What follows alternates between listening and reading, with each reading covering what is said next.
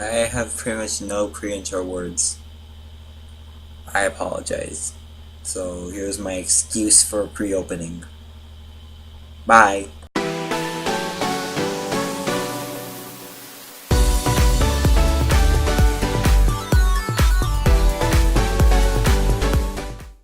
Okay, last time I got done talking about the flawed but enjoyable...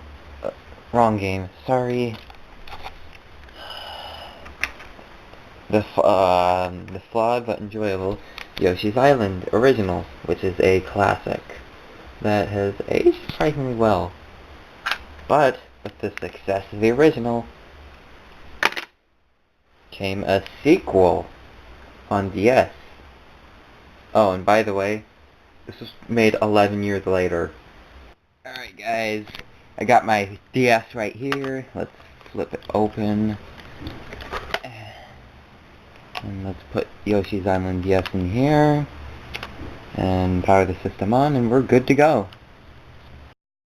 Last time on the Yoshi Marathon, we reviewed Yoshi's Island, which I just explained, so let's get on with the video. Yoshi's Island DS was released in... oh my goodness. November of 2006? Jeez, Nintendo. Where were Yoshi's Island 2, 3, 4, 5, 6, Eskimo, whatever? Why did it take 11 years to make a sequel? It better be good. Regardless, Yoshi's Island DS was released in November 2006, over 11 years after the original title. As was previously, let's start things off with the story. And here, things are a bit more complicated, but not by that much. One day, Kamek decides to kidnap the babies. Again. But not just for the reason of stopping good. He actually has a plan this time. I know. Who on this green Yoshi Earth would have thought? But what's this? More babies are here. That's right. Yoshi's Island DS has more than one baby. Okay, in all seriousness, Kamek's motive is to kidnap the 7 star children. 7 children, I guess, who have powers unimaginable. However, it's not just the ground story itself that is competent, but it is the character development, just as in the original game. There are Kamek, Baby Bowser, whom you actually get to play as a few times, and spoiler warning, adult Bowser himself, who actually plays a role in the story, and I'll get to that later. With a bit of a cold opening to these characters, haha, cold. You also get to play as Baby Mario, Baby Wario, Baby Peach, and even Baby Donkey Kong! What's nice about this set of characters, instead of just having Baby Mario, is that they aren't just different avatars.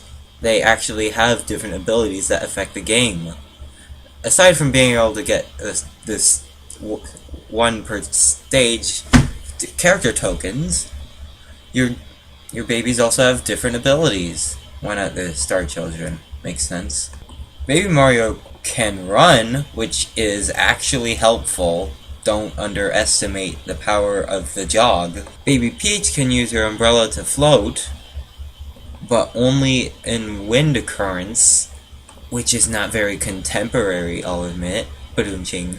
Baby Donkey Kong can climb on jungle ropes and vines. No confusion with the online service, by the way. Baby Bowser can breathe fire to kill enemies, and Baby Wario can use his magnet to attract coins, or more helpfully, move platforms, which actually helps. These abilities may be underestimated at first, but they are actually essential to the gameplay, which is always nice, I'll admit. Speaking of which, the overall gameplay is very similar. You explore in somewhat open world areas, finding smiley flowers, star points, and red coins. It's not rocket science, people.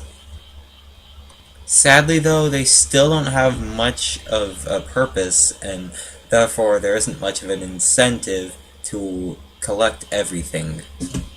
Aside from, you know, being completionist carry. So the gameplay is still great as always.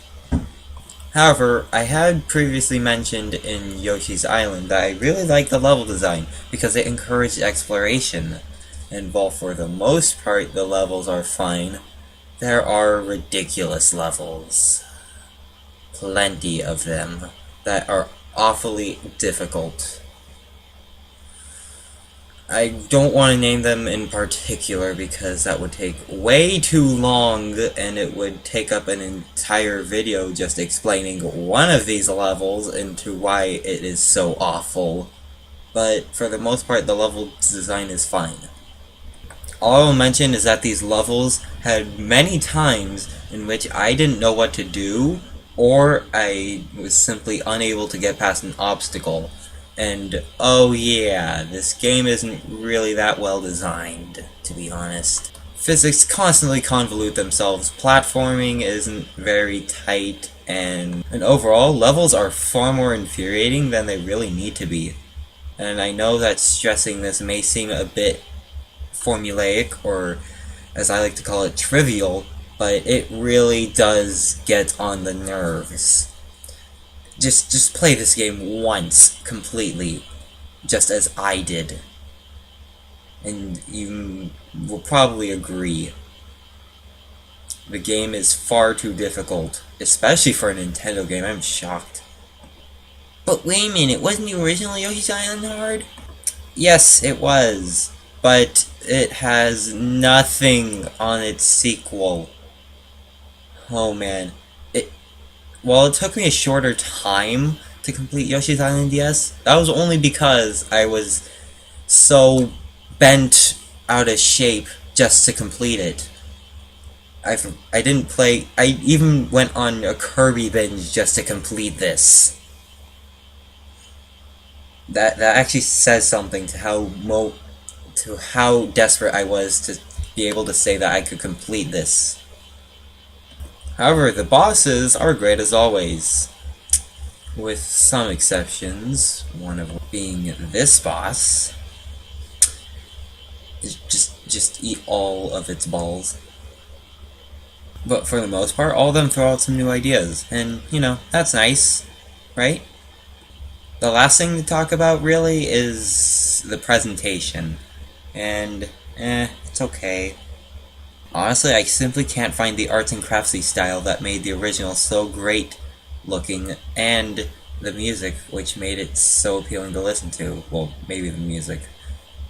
There are some catchy tunes, and the sprites still look nice, so that's, well, nice. So the presentation could be a lot worse, but it could, on the same token, be a lot better. Now, I don't want to prey on the things that are bad or mediocre. The puzzle solving is really nice. It actually requires some logic and thinking, and, you know, it would be kind of a shame if puzzles didn't require those two things, right? So, I've mentioned some good things and some bad things. The main question is, does the positive outweigh the negative? And yeah, it does. Yoshi's Island DS is a well-constructed sequel, but not a well-constructed game. It builds upon what made the original great, but at the same time, I think it could have been in development for longer. With the excessive difficulty that is often not your fault if you die, and poor programming, this really could have gone into development for much longer. But overall, Yoshi's Island DS comes recommended just so long as you're willing to deal with the stress and frustration that it will present to you. So, consumers beware, I guess. So what do you think? Are you going to play the game or not? And if you have, do you think it's good or not? Tell me below. And don't forget to like, comment, share it with your friends, and subscribe for the 3rd episode, in which I really need to play some good games in order to get the bad taste of New Island out of my mouth. Ugh.